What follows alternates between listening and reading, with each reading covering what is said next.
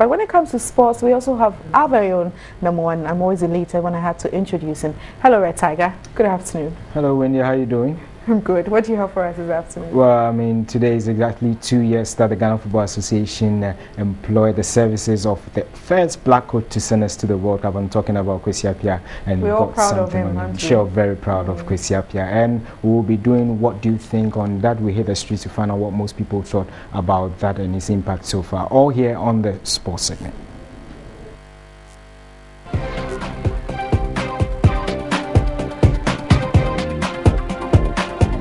Sports News is brought to you by Tigo. Smile, you've got Tigo.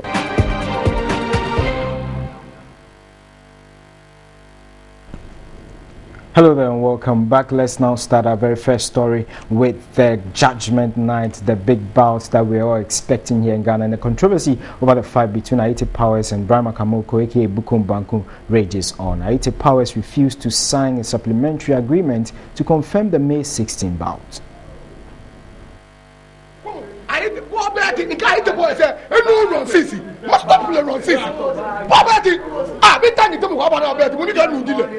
The deal for the May 16 bout, which was proposed at the instance of Aite Powers, was expected to be sealed. Bukom Banku and his camp went wild, intimidating fans of Aite Powers who stood calm.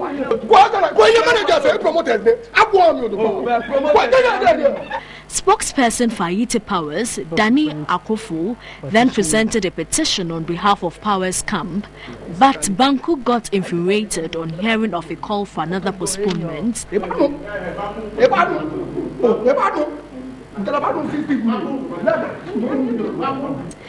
Ghana Boxing Authority rejected the request outright. This petition to put the fight on hold has been rejected by us. We are not going to allow boxers to dictate to the GBA what dates they will honor fights. There's a contract for the fight. There's a rescheduled date that we have approved. If Aite Powers decides that he will not fight on that day, that is his own business. But the camp of Aite Powers hesitated as Banku hastily signed his portion, insisting the fight must come on.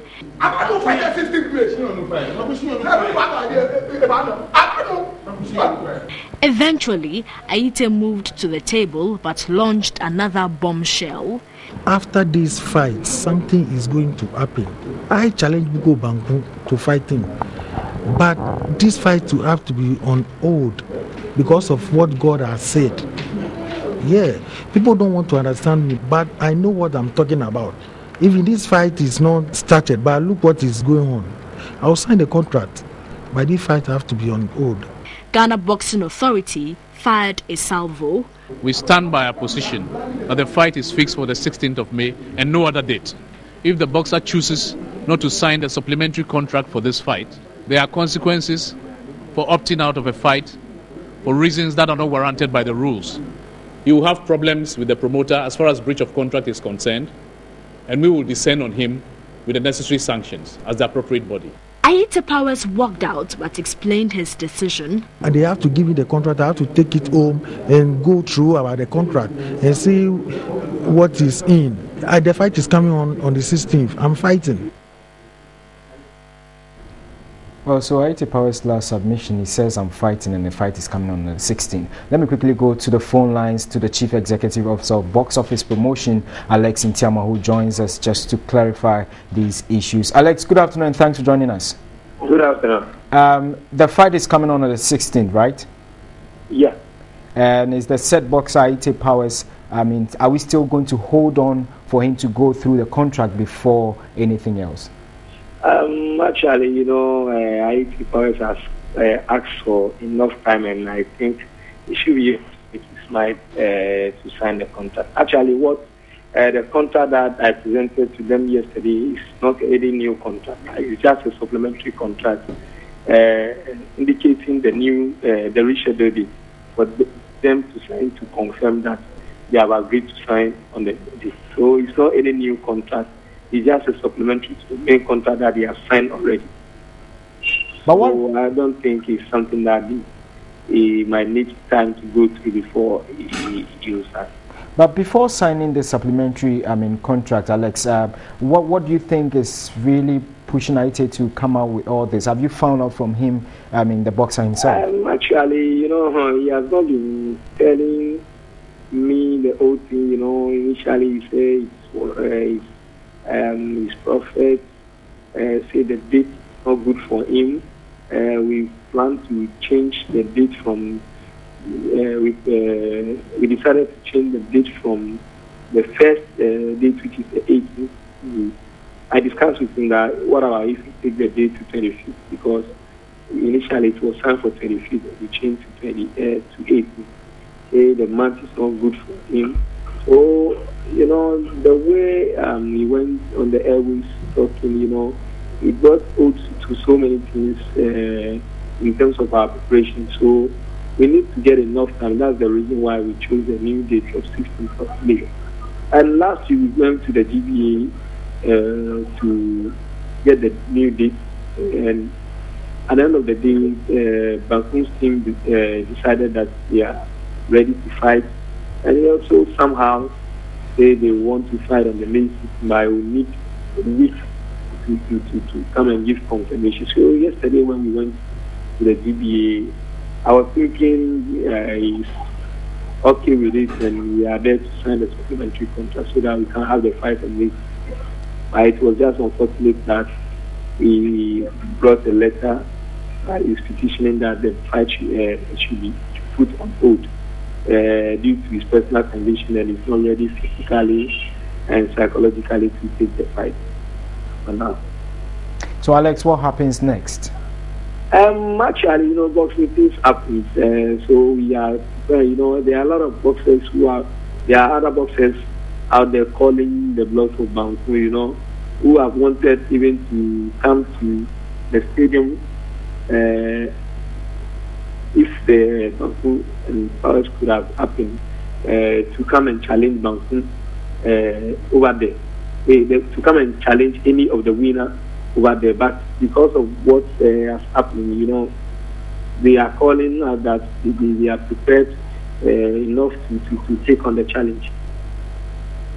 All right, Alex, thank you very much. You've been speaking with Alex Ntiamwa. Alex Ntiamwa is the Chief Executive Officer of Box Office Promoters for the big bout. We're all expecting the non-cruiserweight bout between Brahma Kamoko, aka Bukum Banku, and Aite Powers. The bout is expected to come off on the 16th of May, rescheduled date from the 18th of April.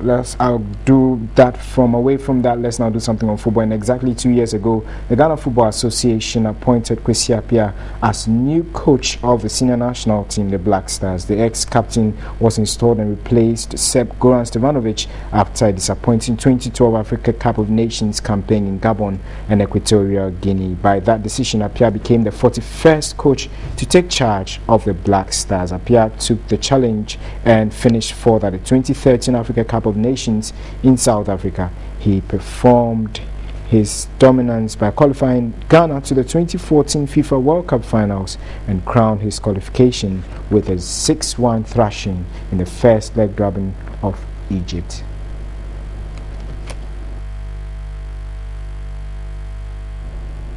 Okay, so now we hit the streets of Accra, and my colleague found out what Ghanaians think about Kwesi Appiah's 2 years so far and its impact.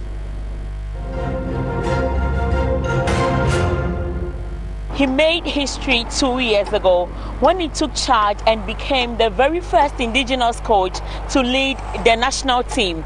Today, on What Do You Think, we're asking you, how well or bad do you think Kwesi Appiah has done for the Black Stars? He has been able to take us for more African Cups, and we performing very well. It's really good as compared to what other coaches have done. Kwesi Appiah is doing well for the Ghanaians because I can see he's the first black coach to take the Black Star to the World Cup. So I believe that by the grace of God, he can do something or better for the Ghanaians. Either we can win the cup there, but he can just lead us to some either quarterfinals or somewhere. So he's doing well for the Ghanaians. I must say he has done very well because local coach qualifying us for the World Cup, I think like he has taken us far, and I hope he can still do well at the Brazil at the group stages. We can beat all the big names and qualify. I followed football more during his time, and I followed the Black Stars more during his time. I think he's done better. I can't compare fully because I'm not that big on football, but I think he's done far better. All the local coaches sort of don't have the reputation of performing, and people don't have the expectation that they'll be able to even take us to the World Cup in the first place. But for him to be able to qualify and beating a team like a country like Egypt, it's a great performance, and he has quality of players too. We could see up here this current blaster. They see him as a brother, as a teammate, and moreover so as a coach. So that contention is there. So we don't need any white coach to come to just to pollute the players. All right.